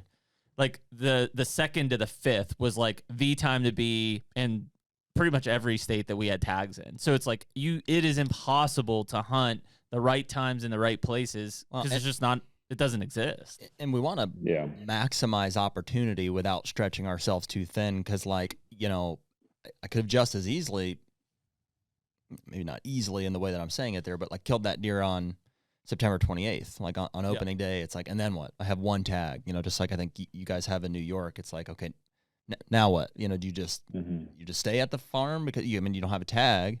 Do you go somewhere else? And so Jeremy and I are constantly like torn between like, how do we create as many opportunities for ourselves if we do find success, like in some kind of order, but not feeling obligated. Well, we spent $5,000 on this lease in XYZ, so we need to make that happen. And then you end up losing opportunity because of that. It's tough. Yeah, it's tough. I think, so the experience for me as a deer hunter, like this is where I've come, and I'll tell you the story of this past hunting season. So I think about the same thing you guys do. Do I want to kill that deer on the first day and then, not have a tag until we do get 2 tags in New York. So you get a gun tag. Okay. So anyways, that scenario, for me, I've gotten to the point where it's really, really about the experience, and I struggle with hunters in particular that don't ever want to grow. If you're not growing, I don't care if it's in life, business, whatever, then you're dying. Yep. So as a deer hunter, I want to grow. And for me, that's the experience. Okay. So this year I had this deer I hunted late season. I saw him a ton, a 135-inch 10-point, whatever, mature deer in New York. I could have shot him with a gun several times, but I just made up my mind. I want to do it with a bow, even though it's gun season. And if you don't get him, it's okay, because I know that I made that choice. Once you make that choice, you just got to live with it. And if it does happen, then it's that much more enjoyable for me, that whole experience. If it doesn't, hey, he's going to be bigger next year. So like I've lost that, I'm well past the, got to get first. I think it starts out like the stages of a deer hunter. You got to kill lots of numbers, and then you maybe evolve into some bigger stuff, whatever. For me now, it's just about the experience, challenging myself every year to maybe do it in a more difficult way, if that makes sense. Yeah. 100%, dude. First of all, like, well said. Because I mean, Jared and I have this debate all the time of like, and it's not for everybody. I get that, and I'm not saying that it should be, but like, you gotta evolve and grow as a person. Like, I think you put it best, like whether it's training and physical training and fitness or business or hunting.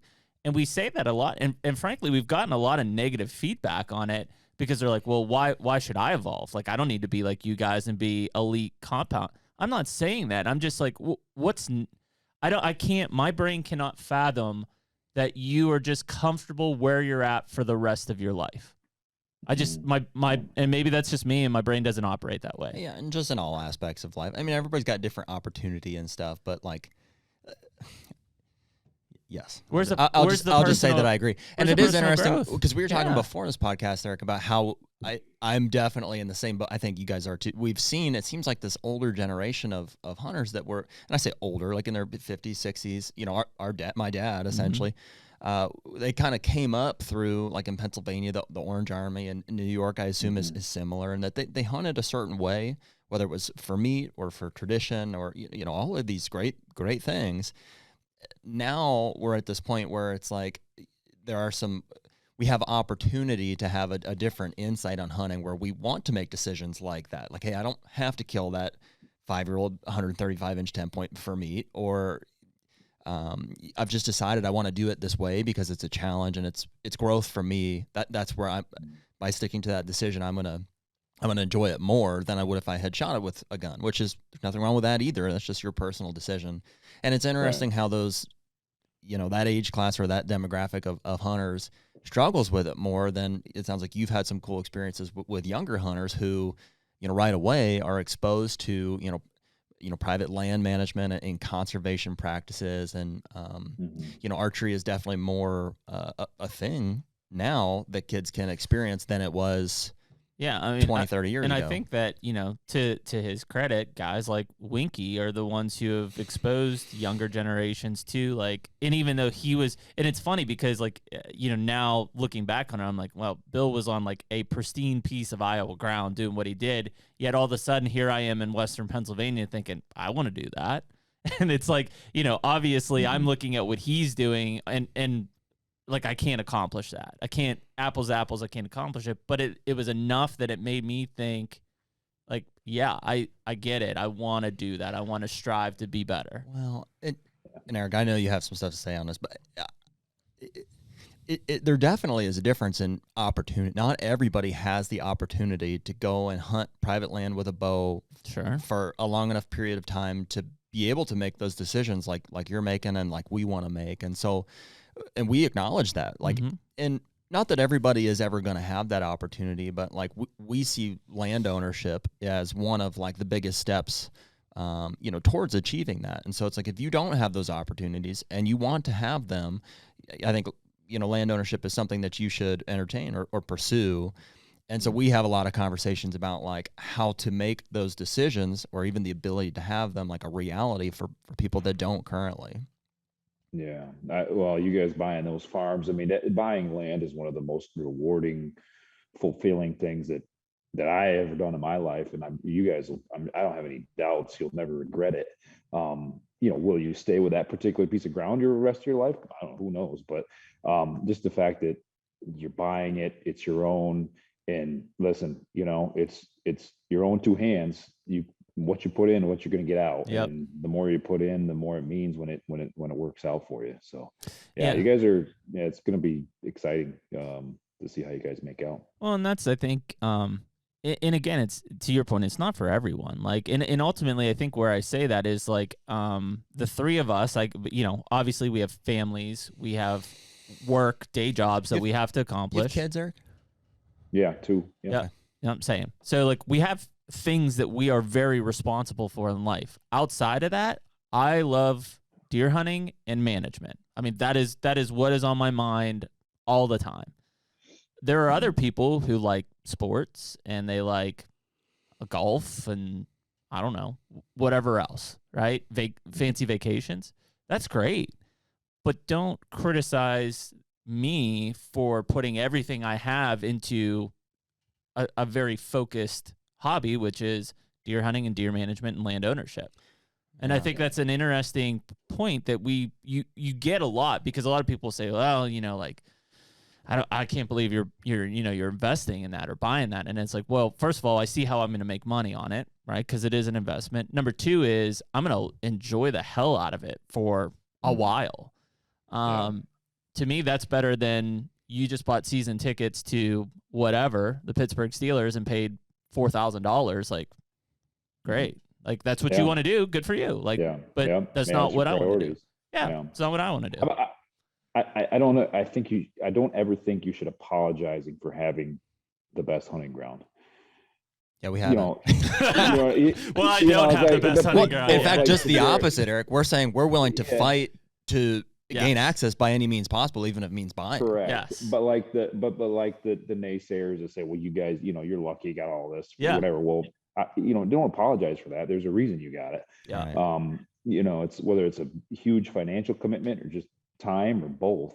Well, and dude, there definitely is an element of just circumstance. Like I didn't do anything to earn that family farm that I hunt on. Like that's just the circumstance, But like you said, at the same time, I'm not going to apologize for that. I didn't do anything wrong. Yeah. But you're also going to put in all the hard work to make it even 100%.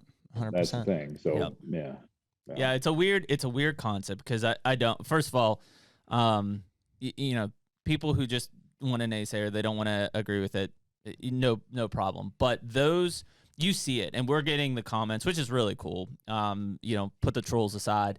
We get the comments of people who are like, man, I'm so excited to hear this. Like, I bought a farm podcast because I just bought 28 acres in Wisconsin, and like I'm excited, and now I'm nervous, and I don't know what to do. And it's like, cool, man, me too. Like, let's talk about it. And it's because you understand how important that feeling is. And I think the people who are just like, well, like, I don't ever want to own land, I don't want to ever do that. That's fine. You just don't enjoy hunting and management like I do. And that's okay. You don't have to. Yeah.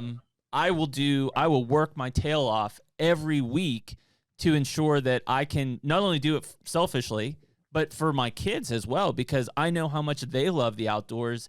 And frankly, with the way society is, I want them to be outdoors doing that stuff, not sitting in front of a TV playing Xbox or whatever. Well, yeah. And dude, it's not, we don't have those conversations on the podcast because it's like, hey, look at this farm I bought, or hey, look at this access we have. This is possible for a lot of people. And so and we're just sharing the experience because we want other people to like learn from our mistakes and like, share with us the passion as we're kind of going through it. And we want to learn from other people that are like contributing, even in the comments, even though they're tough to get through sometimes. Like, it is cool to see that there are people like, striving for the same types of things that we are. And that's why we're doing it. Yep. Mm-hmm. Yeah. Well, it's the, if you don't mind, the Just Hunt Club thing, you guys mentioned that. Yeah. I think the cool thing about that group of guys, and again, a lot of them, well, most of them actually came from Midwest Whitetail. Absolutely. That's where the connection was made. I mean, you kind of know John Lewis. Yep, John and Brett. Yep. Yeah. So the cool thing about that show is, again, that Northeast focused, which I think's been underutilized. But we also got the public land, plus we have the private. So we've got me and my presence on there, and Ethan's stuff is more of the private, and Brett some too. But John and the rest of the guys, it's the public. So we got a good mix. Yep. And I think it's easy for people to, well, I hope anyway, it's easy for them to relate because we have both that. And it covers the whole gamut in a section of the country that's tough to kill mature bucks. And your whole point the other day talking, it was that ATA show with Sturgis and Allie there. That was good. I mean, it makes you think, like, what's your model look like? Mm-hmm. And again, for me, I'm just a casual contributor, but I don't think we feel, and you could ask the other guys, but I don't think we feel like super pressured to have kills on there. I think it's about the people are going to watch our stuff for that whole experience, like, yeah, we're going to, those public land guys are going in and doing their thing, but if they don't kill one, I mean, I don't think we feel that pressure. I'm really curious the dynamic from your private land and public land guys. Like, are they choosing to hunt that public land? Have they asked you to hunt, and have you had to say no, or how does that work? John probably just wants to kill waterfowl on places. Yeah, that's the other thing. Those guys are nuts with that waterfowl. Yeah. I mean, that's not my thing, but that's a good point. There is that diversity too. But no, what we do every year, we have fun. Is we have a doe hunt that a lot of the guys come to my farms, and I spread them out. It's usually during rifle season, so we can be effective and get those doe numbers down. I get farm tags, and those guys love it. Like, those guys come from New Hampshire and they don't see any deer. They like come here, and there's like 20 deer on the field, and they're like, like Ross this year, I was with him and he's like drooling in the blind, like these deer coming out, and he shoots one, and can I shoot another one? I'm like, yeah, go ahead. Go for it. Yeah. So that part's neat. So, but we're trying to do, we're trying to team up a little bit more on some stuff. We might lease some ground. I know we're looking into some stuff like that to get those New Hampshire guys out this way a little bit. But cool. yeah, no, it's a good, cool group. I mean, for me, the Midwest Whitetail was neat because I like that east segment, but it kind of, I don't know, things evolved and changed over the years, and I didn't feel like I had that close. It wasn't as close knit of a group. So, these guys are starting to do this, and I just, we got talking one day and latched on, and that, for me, that's the thing. Like I realized a long time ago, I don't want to have to try to make money in the hunting industry. Because to me, it's going to lose the enjoyment. That's just me. Yep. Once upon a time, I thought the opposite. It's not just you. But I got into it just enough to realize that don't go down that road too far. And with these guys, I'm like the old man in this group, really, but I just like to help and contribute, and they want to run things by me or vice versa. I can try to help, but it's a great group of guys. It's funny, man, because first of all, I think you guys do a really good job on that. Second of all, it's exciting for me as somebody who was born and raised in Pennsylvania to see very relatable styles of hunting. And when I say that, it's even on your private end of stuff, like when you're hunting a 135-inch 5-year-old buck, like that's awesome, because that's what I do. And no knock to some of the Midwest shows, but when I'm watching them and they're passing, 160-inch 4-year-olds, I'm just like, why? Like, no, don't do that. And it's just because, it's very cool. And I've hunted like that, but it's just not, to your point, when I want to spend my home farm, that's not what I can experience. I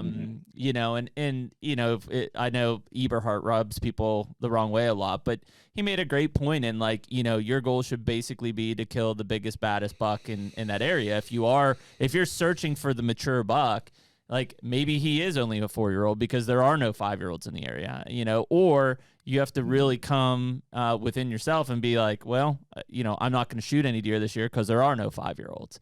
And I think that that's a tough milestone to set, because we all love to hunt so much, to go out there and sit knowing that, like, I'm not really going to shoot anything because it doesn't exist. Like that can't register. So you have to manage those expectations. And for us in the Northeast, we've kind of been catered to watch these Midwestern, Iowa, Missouri, Illinois, Indiana type stuff. And it's like, okay, I feel like I'm a loser because I don't have any of that. Yeah. I don't know why, but you just shoot them on age. And like with me, it's that simple. Like I can get past what the rack scores. You just shoot them on, it's just age. Yep. Strictly age. You get to a mature buck, I don't really care what he scores. Well, even that is tough for, I mean, I guess this part of Pennsylvania, anyway, you go anywhere. There's lots of places where you find a 3-year-old deer, like you better shoot him, because that's as old as he's going to get. Yeah. Well, and that's the hard part. And I do think that's changing. I mean, a state like Pennsylvania, again, growing up, like you saw a 2-year-old buck in the back of your truck. You're like, damn, do you see that giant? Yeah. And now it's got to the point where, people are killing people killed 190s and 200s in Pennsylvania now. I'm excited about mature bucks. I'm excited about Pennsylvania, man. There's a guy that guides on public land up north from here, like in Allegheny National Forest, that we're gonna go hunt with for a couple of days. And at the same time, like I'm looking for a farm just west of here, or property, 100 acres, whatever I can find. And we're gonna kill some deer in Pennsylvania this year, I think. I know. That sounds fun. We're gonna try anyways. Fun. Yeah, I really think you kind of hit the nail on the head there, Eric, about how you prioritize your time from a hunting. I felt almost guilty about it last year, even though I was chasing the biggest buck I've ever seen in my life. I felt guilty leaving my farm in Kentucky and even my home farm in Pennsylvania, because I was like, I know that if I was on those places, I probably would have killed one of the deer I was chasing. But I sacrificed it to try to go for something else. And then next thing you know, we bounced to Illinois, and it wasn't good.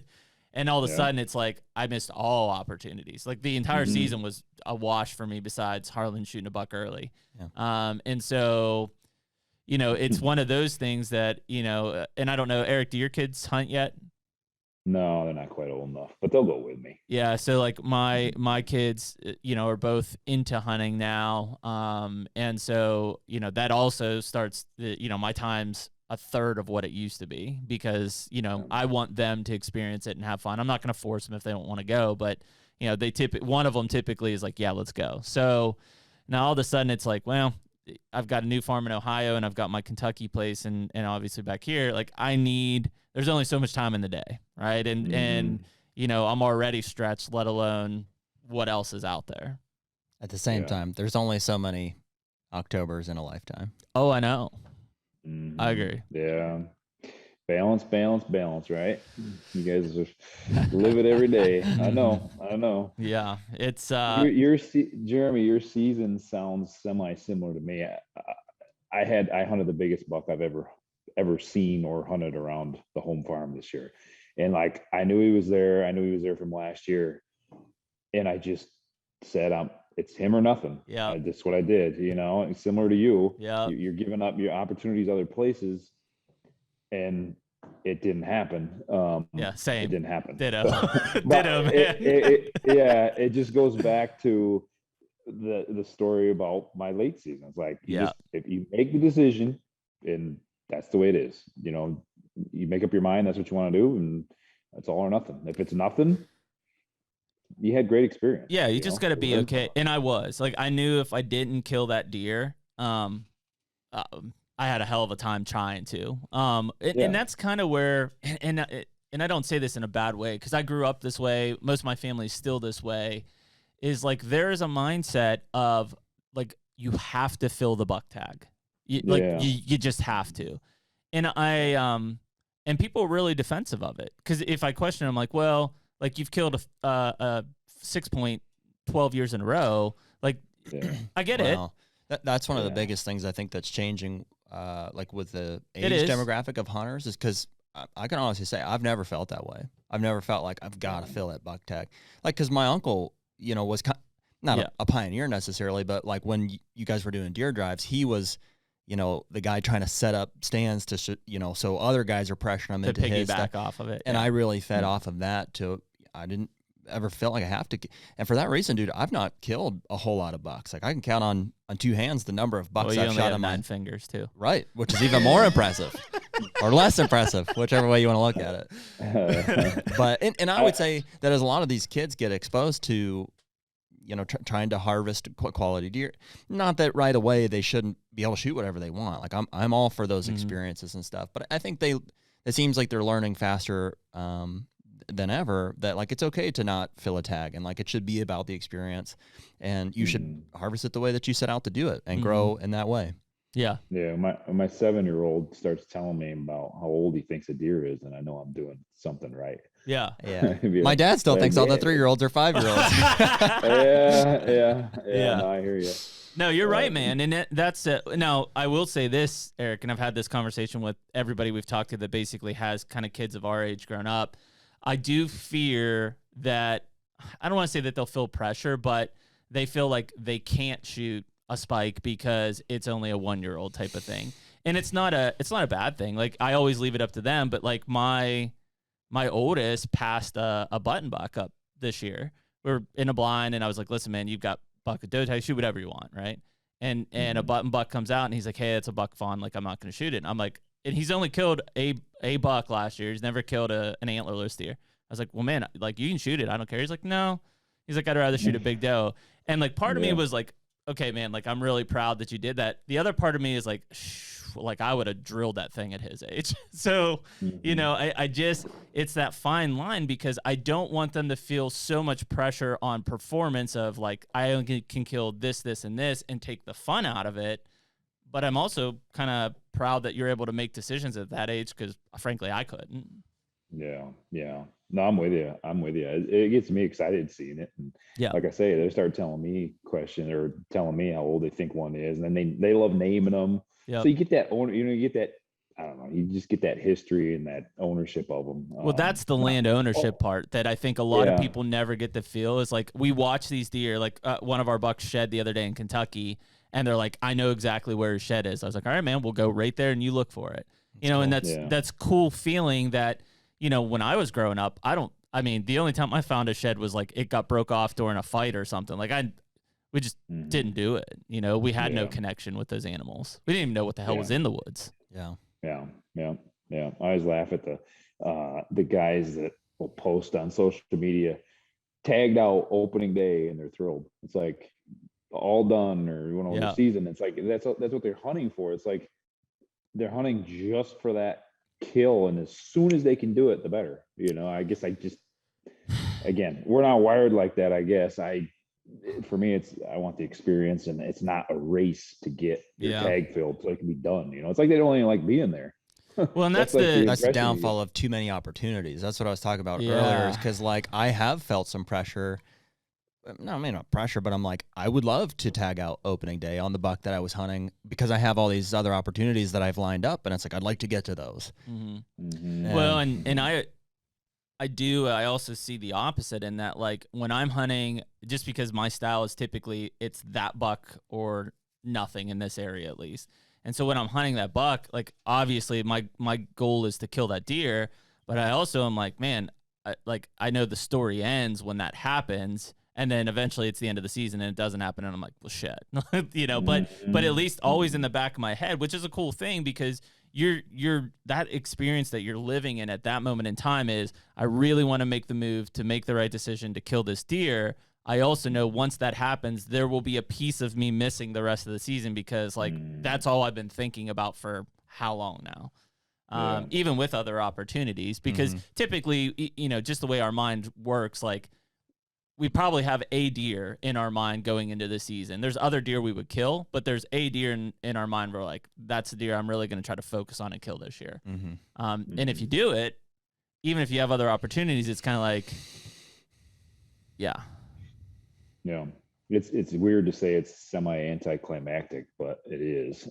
Just so that deer it's not there anymore. It leaves there's a space, there's a void, and I would even take it beyond just that year. Yeah. You know, I think about deer you killed 3-4 years ago, and it's like you still think about it. Still, they're not there. You used to look in that particular area and you used to seeing that deer. He's not there anymore. So well, and that's what drives the me. beauty of taxidermy, though. It's like I can look right there, and there he is. Yeah. But that's what kills me about the missing deer, right? Like the one I was hunting on the mountain the last 4 years, and then like he's gone, and nobody told me they killed him.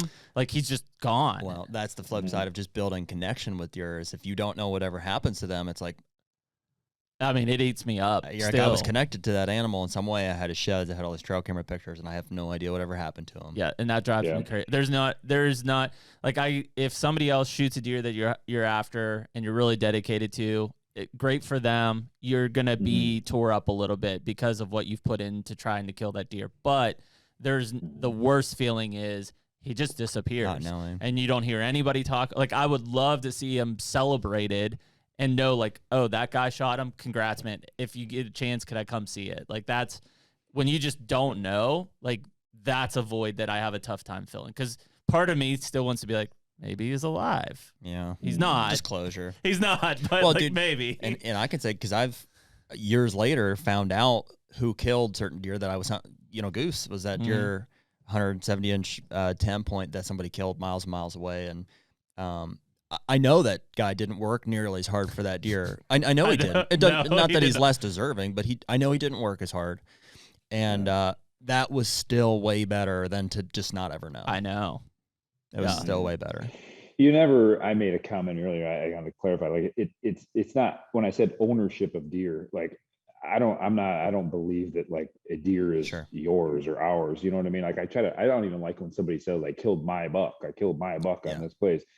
Like we're just, they're part of God's creation. Free roaming. Like, we're just here to enjoy them all. And hey, I mean, it doesn't always work. The most deserving person or the person that most hard work, it doesn't, let's face it doesn't always work. That's life. I do feel satisfaction though of like, because obviously the majority of hunters do not do the off-season stuff, right? They, opening day comes, they go hunt, and that's what they like to do. I get a lot of satisfaction out of the off-season work, even if it doesn't happen in the season, which most of the time it doesn't. I feel that I've done my job to help better that resource. So even if somebody else benefits from it, it's like, yeah, I help with that though. Yeah, I understand. Yeah, it's just one of them things. You're not going to get them all, and nope. You get the enjoyment of doing all that work. The harvest is obviously the icing on the cake. Sometimes it happens, sometimes it doesn't. But, one kind of last thing that I wanted to dive into, Eric, and we talked about it a little bit, I think either at the beginning of this podcast or before. Jared and I've kind of really dove into the numbers game here. And it's based on a lot of stuff that U.S. Fish and Wildlife put out that basically says, since 2004, numbers as a whole for hunters has actually increased. You mentioned that in your area, and I think this is probably a lot of the Northeast because of the aging demographic, but in your area, you believe it's decreasing the numbers of participants in hunting there. In both farms, I guess, for first clarity, for both areas? Yeah, I'd say so, yeah. And that's not scientific. Exactly. No. Just purely observational of what you think Correct. You're seeing. Yes. And so what I think is interesting there is I think that's probably the story from Pennsylvania to Maine would be my guess, just knowing that demographic of that aging hunter. I do think that is also a big contributing factor to better deer appearing in these states. And again, it's not to go out there and say we want less hunters, but a indirect effect of an aging demographic who doesn't hunt as hard or as much or at all anymore is the fact that there'll be less pressure, less harvest, better opportunity, especially if the new demographic that's kind of filling those spots is more receptive to quality deer management. Those things in play have led states like Pennsylvania and New York to start to harvest mature deer where, a decade and a half ago, it was unheard of. Mm-hmm. Yeah, I agree 100%. I mean, the deer, just looking at my own ground, because it's right in front of me, there's significantly less hunters than there was 20, 25 years ago, but it is without a doubt a better deer herd. Mm-hmm. So a healthier deer herd. So, I mean, it's kind of, I don't know, pretty black and white to me. It's possible. And, I mentioned the money part too, I mean, me as a hunter, I spend 10 times the amount of stuff on hunting stuff as my dad does and my grandfather, probably 100 times as much as him. So it's like, you're still getting that economic contribution with fewer people. I just think they're going to spend more money because it's more important to them. Mm-hmm. Yep. Yeah, it's something that I think we're going to continue to dive into. We've got the executive director of the Pennsylvania Game Commission coming on here in a couple weeks. And these are some of the things that we're just curious about, and really it doesn't affect the private landowners, but it does. But it affects a lot of the public because, I mean, even Jared and I, we still hunt public, especially when we go out of state. It's a political boundary that can only fit so many people into it, right? And so at some point, either you destroy the herd on that property by pushing it to private lands around it, or you just create such a bad hunting experience for people hunting that land that they're like, this sucks. Like, I don't want to do this anymore. And it's a weird thing because we've been so focused on recruitment and retention and reactivation of the hunting community for the last decade and a half that part of me thinks that and it's not everywhere, right? But in some areas, I bet we've done too good of a job. And it's already rearing its head. And again, I know it's very small data set that we're talking about here, but you hear us bring up the Southern Illinois experience that Jared and Corey and I had. And it was like, dude, every public land parking lot we were at was packed. And every public land parking lot. I mean, there was no, and these aren't big blocks of timber. There was no way that you could effectively hunt deer in that area because somebody probably had already pressured them. Well, and dude, doesn't that seem like a big part of what's putting a wedge, it seems like, between this private and public land discussion is that I'm sure a majority of these new hunters that have been recruited, because of lack of access they're going to filter into public. And so private's not necessarily getting worse. In fact, it may only be getting better because we're putting more money into it, and public may be getting worse because it is getting all of that new pressure. And that's not any hunter's fault. you know, they're hunting legally where they can and should be hunting. You know, it's just the way it's being regulated. Well, and that's where it comes down. Again, it's not, to your point, it's not the privatization of that stuff as much as it is the fact that, like, we are investing into a piece of private land to make it better. And as a direct response, deer are moving into this property from surrounding places. And that inherently is going to decrease the quality of hunting around these properties that we're putting more money and more effort into. Some of them will also benefit, because if I have the food and they have the cover, we both have the deer. But ultimately, if I have a complete property that has food and cover, I likely will hold more deer on my property, thus them not spending as much time on the other property, and that will affect it negatively. So I get the battle back and forth. It's also the importance of cooperatives, man. When you start to think about from a landscape level, you know, even Eric, with you at 3,000 acres, because of how fragmented that land is from a cover standpoint, you know, the more land around you could get to be on the same page as you, the better that herd as a whole is going to become. Yeah. Neighbors can make or break any property. It can make a great property bad. You know, so yeah, no doubt. And you know, I think going back to your last point, it's just, to me, it's a choice. It's people are going to make a choice. If deer hunting, deer management is important to them, they're going to make the choice somehow to spend their money, spend their time at it. You know, so then that, you know, generally leads to land ownership. So, you know, I mean, is the public stuff, I'm not the best guy to ask about the public stuff, but I mean, is that going to suffer for that? It might, but I mean, hey, people make choices, and if that's important to you, you want to do it, you're going to buy the ground. You made a comment about the co-ops and stuff, and obviously I agree. Yeah, the more people you can get on the same page. I'm curious, like how often that works out. Frankly, I feel like I need to hear some positive experiences, because I've had exactly zero success getting that to happen. Well, I've got one that hits close to home. I decided last year to, instead of being secretive, maybe is the right word, on what deer, I mean, it's a neighbor, right? Yeah. So instead of being secretive about this stuff, I said, all right, let's just try this. Let's open it up, share, right? He's a great guy. He's fine. It's just that whole concept. He shot a lot of 2 and 3 year old bucks over the years that are genetically great, and it just breaks my heart, deer. You know? Correct. And his approach was, well, I only own, I don't know what it is, 20 acres. I'm never going to have a chance at these other ones. And we had a long, somewhat heated discussion about, your property is in it sits right in the middle of some of mine and some other ground that barely gets hunted. So like, he's going to benefit from all that. And I finally got it through to him that, all right, here's the deer this year that we are not going to shoot. Yes, they are big, but they're not going to shoot these. And he, for the most part, got on board. And this year he shot a 5.5-year-old buck that we were after on his ground with a rifle. Okay, it's great. So like, I think he finally is bought into the fact that just because he has 20 acres, it's a darn good 20 acres, and he can reap the benefits of the land around him. So maybe, you know, Jared, I don't know if you're sharing that stuff with you, but like, be real specific. Like, if you have these deer, say, here's the picture of them. This is a 3.5-year-old buck.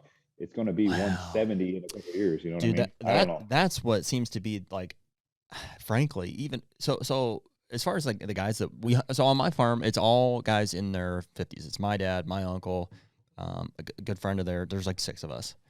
And I have a hard enough time with dozens and dozens of trail camera pictures of a limited number of very specific deer to get them to even recognize these deer in the field. They're like, oh, I thought it was this one. I think, and so when I have, you know, you're talking about a situation with one guy hunting 20 acres. I'm talking about 5 different properties that get hunted by 2 guys and their nephew and their uncle that comes in. And, you know, obviously I can't tell them how to hunt their ground, you know, and a lot of them are open. I've had conversations with most of them about like, hey, here we're gonna do this regardless. So, I'm gonna pass on these deer. Here's pictures of them. They're like, oh yeah, I've seen these deer too. Most of them have. In fact, I think every one of them has said, yeah, no, we'll pass that deer. I think, and then they shoot them. Yep. And usually it's like, oh, I just, I saw 10 points and I shot him. I don't know. I didn't realize it was him. Mhm. Older generation people. Typically, yeah. Some from the Amish descent as well. Do they bring binoculars?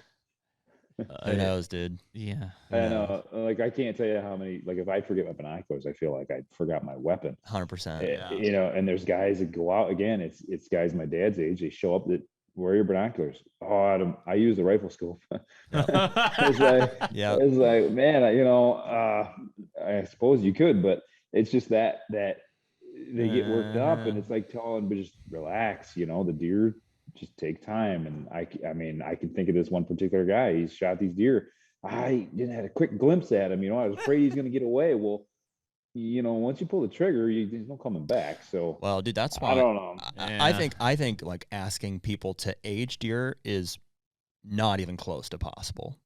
In terms of not even on the radar. Like, dude, most of these hunters that I'm dealing with, like, can't even identify. They have a picture and they're looking at like this. They're like, I don't know. Yeah. Which is 100%. It's 100%. I get it. Because they're doing it casually. They're out there for way less days than you and I, and they just don't have that history. I don't know. I don't know what the answer is to that. I think you're always going to have it. And I think those are the guys, and we need them in the hunting population. Don't get me wrong, but those are the guys who just they hunt a couple days, and their goal is to fill a tag. That's what it is.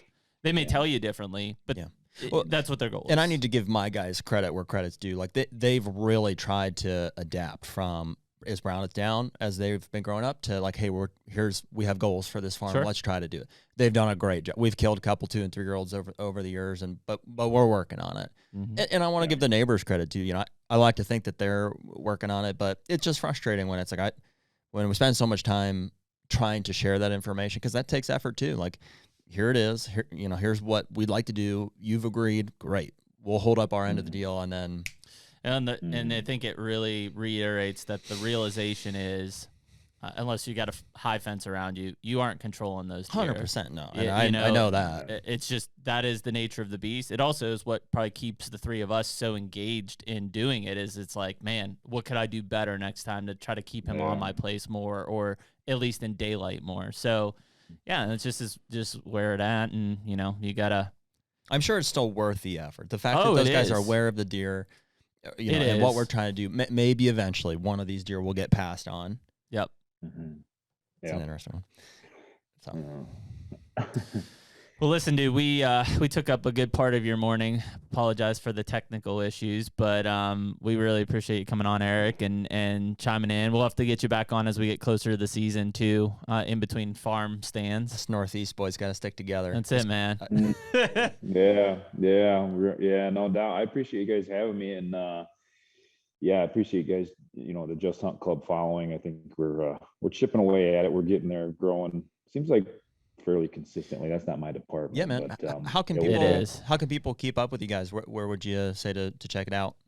All the social media platforms, Instagram, but YouTube's where all the videos are. Obviously, it's at Just Hunt Club, and I think the last couple have been a bunch of waterfowl stuff. But sweet, I think it's good stuff, man. I mean, like I said, nobody is really appealing to us, right? The Northeast guy, and those videos are, and so it's a good comeback to reality of like, here's what we can do in this area with the number of hunters we have, and with the, limitations in soil quality or parcel size or whatever it might be, and not just be stuck in Iowa, and we're not Iowa. Right. So, well, cool, man. Well, we appreciate the time, and thanks again for being on the podcast. Yeah, we'll keep in touch, man. Thanks, guys. Good to see you. All right, take care. Bye. Awesome. Good podcast. It's nice to, we kind of were talking about, it's nice to have guys that kind of think like you think, and also are in like a very relatable part of the country. And that's no knock to the Midwest guys, but I envy them, but then I also find myself sitting there saying, yeah, I just won't ever be like that. Well, dude, it's just really cool as we talk to guys like Eric, like Steve, and there's a handful of others I think that we've got on the list to talk to. Just guys that are killing big bucks in the Northeast, because there's fewer of them. It is definitely harder to do. Regardless of weapon, it is harder to kill a big, mature Northeast buck. I think that not only are there fewer of them, I think that the ones that are around are way more educated. Yeah. And people can... They definitely are. People can complain about how Eberhard talked in the podcast and stuff, but he's right. Like, any of us who can kill big bucks in the Northeast could go to Kansas or Iowa and consistently kill giant bucks. Mm-hmm. No doubt in my mind. Yeah. We've done it. I have. I've killed booners. I've killed 150s. I've killed a bunch of deer in Kansas. Well, dude, I thought what David Holder said was really interesting, and that it's pitting yourself against a mature buck is one thing, and trying to figure out their pattern and eventually kill them. And that's a really hard thing to do, especially with archery tackle. But to be competing against other human beings who may or may not be cheating at it, yes, that's an entirely different element. Now you're trying to, and in some cases unfairly, whether they're doing it over bait or doing something they shouldn't be doing. That's a whole different set of challenges that's going to interfere with this challenge that you're trying to have with the deer. That's been one of my struggles, especially in Pennsylvania on my, and I know it's a small piece of ground, but also on the mountain where I hunt, is I've had for sure multiple people around my properties baiting during the season. Yep. There's only one warden. He can only do so much, and I'm not the type of person to go onto that property, to trespass onto that property to discover the baiting, to then report it. I know what's happening. I've killed deer with full bellies of corn, and there's not a cornfield around, right? Like it's very clear what's happening there. I've also had, I'll give you a great example. My house, the best year of hunting on my house was the year I bought it. And what I discovered was that there was a trespasser who had been hunting that property, unbeknownst to the landowner. And all of a sudden, so I had a great year that year, right? The next year, worse. And it's because that person literally picked up, went around my property, trespassed onto the next property above mine where most of the deer come from, and baits on it. I know he does, 100%. He showed me pictures during the season with a feeder, dishing out corn to where there's bear and bucks and everything all over it. And so he's essentially cherry picking deer before they get to me. And I'm not complaining about it, but it's illegal. And it affects how it's illegal. It affects the hunting quality on my property. Yeah. And what am I going to do about it? I can't. It's illegal. I can't bait. I see some of those bucks still throughout the rut because inevitably they come down into my property. But on a pure feeding pattern, they're going to his corn feeders. And I can see the ground blind from my property line. Have you reported him? Yes, but the question is, how do I know? Besides, he's shown me pictures. Sure. I can see his ground blind, and I've killed deer with corn in their belly, and there's no cornfields around. Mm-hmm. The warden technically has permission to trespass on that property.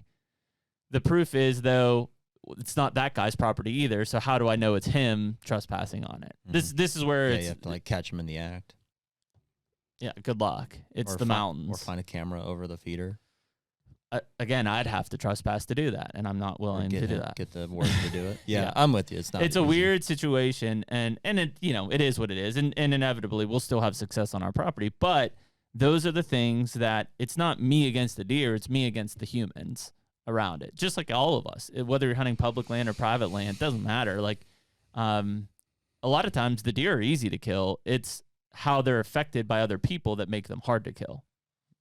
Yeah, I mean, easy might be pushing it, but easier than... Easy in the sense that, a mature buck in early season is on a pattern until that pattern is disrupted. Yeah. That disruption usually occurs from a person. Usually. And then that, in fact, makes him harder to kill. No doubt. So, yeah, I mean, it is part of that. But here in the Northeast, we deal with it a lot. And it's because there are so many hunters per capita. so many hunters per capita. And so it's a different element, you know, and we've all, if we're hunting private property, we've all seen the guys on other private property on our property lines. It's legal. One might argue that it's not morally right because it's like, dude, like clearly you're cherry picking the deer off of my property, but hey, that's just part of it, you know. And frankly, I think the more that you can get creative and the more successful you are from hunting harder and doing more things with your property, the better you are ultimately. The more successful you're going to be, not only in hunting, but I love Eric's point, to life, right? This is more than just hunting. It's how do you attack life as a person? Yeah. And people laugh and say, yeah, it's my life has nothing to do with hunting. Well, I understand that. I look at them very much in the same way. The way that I approach a piece of property and I manage and I hunt is very much how I hunt life. I mean, anything that you do, you should do to the best of your ability. And